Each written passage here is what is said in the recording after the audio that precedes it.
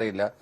അരി തിന്നതും പോരാ, വഴിപോക്കനെ കടിച്ചതും പോരാ, പിന്നെ നായ്ക്കാണ് മുറുമുറുപ്പെന്ന് എന്ന് പറഞ്ഞ കണക്കല്ലേ. റെയിൽവേ സ്റ്റേഷനിൽ ചെന്ന് കരിങ്കൊടിയുമായി ചീറിയെടുത്തു, അവരുടെ പെടലിക്ക് പ്രശ്നങ്ങൾ ഉണ്ടാക്കി.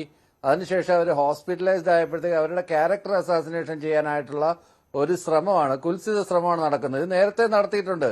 ഇവരുടെ മുതിർന്ന നേതാവ് മുല്ലപ്പള്ളി രാമചന്ദ്രൻ നിപ്പ രാജകുമാരി എന്നും കോവിഡ് റാണി എന്നൊക്കെ വിളിച്ച് മുൻ ആരോഗ്യ, ഇവർക്ക് സ്ത്രീകളോടുള്ള അസഹിഷ്ണുതയാണെന്നേ. സ്ത്രീകൾ നേതൃത്വത്തിലോട്ട് വരുന്നതും സ്ത്രീകൾ കാര്യപ്രാപ്തിയോടെ കാര്യങ്ങളൊക്കെ കൈകാര്യം ചെയ്യുന്നതും ഇത്തരം യാഥാസ്ഥിതിക മനസ്സുള്ള, സങ്കുചിത മനസ്സുള്ള, മിസോഗൈനിസ്റ്റിക് ആയിട്ടുള്ള മെയിൽ ഷോവനിസ്റ്റ് പിഗുകൾക്ക് സഹിക്കുന്നതിനും അപ്പുറമാണ്. അതുകൊണ്ടാണ് ഇത്തരത്തിൽ ഒറ്റയിരുന്നുള്ള ആക്രമണം ഉണ്ടാവുന്നത്. വീണ ജോർജിന് എന്താണ് ഇതിനകത്ത് വീണ ജോർജ് ചെയ്ത തെറ്റ്? വീണ ജോർജ് ആരോഗ്യവകുപ്പ് മന്ത്രിയാണ്.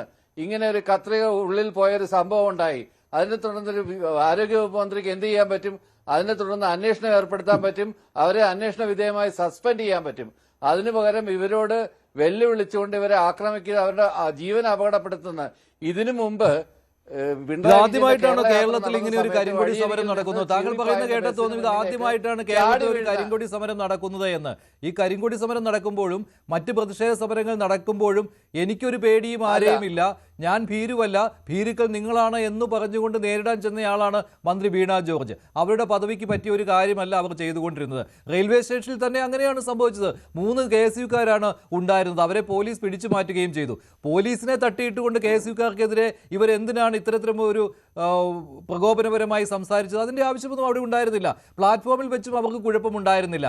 അതിനുശേഷം അവർക്ക് പെടലിക്ക് വേദന വന്നു, ആശുപത്രിയിൽ അഡ്മിറ്റായി. ശരി, അങ്ങനെ വന്നോട്ടെ. എങ്കിൽ പോലും അതിന്റെ പേരിൽ നാട്ടിൽ കുഴപ്പമുണ്ടാക്കുകയാണ് എന്ന് താങ്കൾ പറയുകയാണ്. ഇതിനെല്ലാം കാരണം ആ കരിങ്കൊടിയുമായി ചെന്ന 3 പേരാണെന്ന്.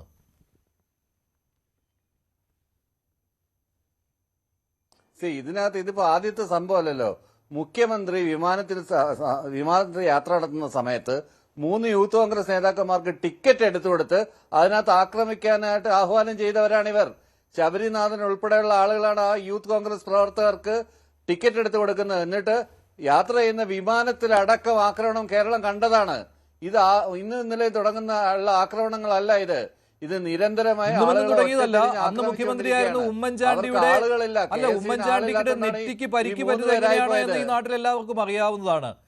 ആ നെഞ്ചുംകൂടിനെ പറ്റി വിശേഷം നടത്തിയത് ആരാണ് എന്നുള്ള കാര്യവും ഇവിടെ എല്ലാവർക്കും അറിയാവുന്നതാണ്. Doctor B Jayaraj. എന്നിട്ടാണ് ഈ ആരോഗ്യമന്ത്രിയുടെ ഒരു നാടകം അതിവിടെ ഏറ്റുപറഞ്ഞുകൊണ്ട് ഇടത് സഹയാത്രികൾ ഇങ്ങനെ സംസാരിക്കുന്നത്. നാട്ടിൽ കലാപമുണ്ടായി